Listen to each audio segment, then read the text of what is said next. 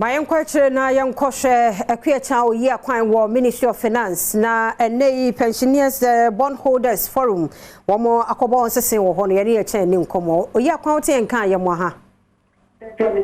ye da se nkomo na akwawie se womo je mama ye Efe abeda wase na enne anopa no ndu se de wo kan ye na Pensioners Bondholders Forum womo kobo dompem e wo Ministry of Finance wo na ntitie nyina ene se the Waka Yasanka by any woman free debt exchange program Nimuno, and Kabai Abatia and Wayans at the Ama Womo, Medicature and Crata Bibri, at the Aquacotor, Intiana was set one more Abayo Yacher or Western St. Crata Watchereno, when ya home wa yibia. Now, Bessa don't show about ya one more Abatanatana see, and the one more crab plastic chair cra, one more so crab placards near day, at the buy in Nano, one more chefe. I buy NT one more Esufra what they air to na besa don shiri ba kwachi ene enya ne tiesa wo so for ken oforiata e fa ne fom ene wo mo aba ba twetwem komo na nso wo bedru hono no na wo mo eni papi ena ekọ esanse na don shiri ba ko a wo de ma wo ho no aso ya wo mo nso ebi anyinyini nti wo mpo mo ayemre wo se wotimi ko ekọkọje wa home ti bi besa ndensia besa nso bi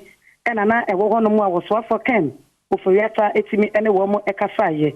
na ono nso nsamo a wode to wanim ene se na wo mo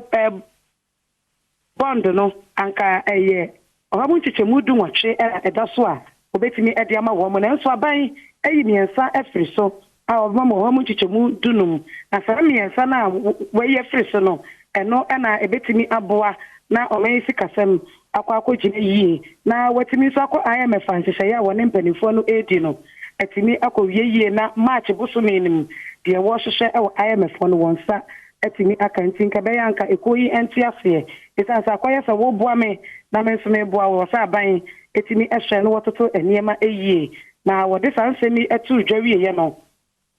Pensioners Bondholders Forum mpanifo de wo de tu dwa se enya de a wote de aban eka na se ne senti o sai so akatere wo so afo se anka be yanka onyi wo mu firi mu kura na wo hu ha wo we sanse se wote fia wa hu metie mu wontimi enya adwumaden bia emfa nhwe wo mo enwo obi ye ene ne penimpa wo no ene ta Pensioners Bondholders Forum ano Dr. Edwana ne ntwetwetwe nkomo busa ne se na wo mo wa adwene se efi enadwo de kosi efiada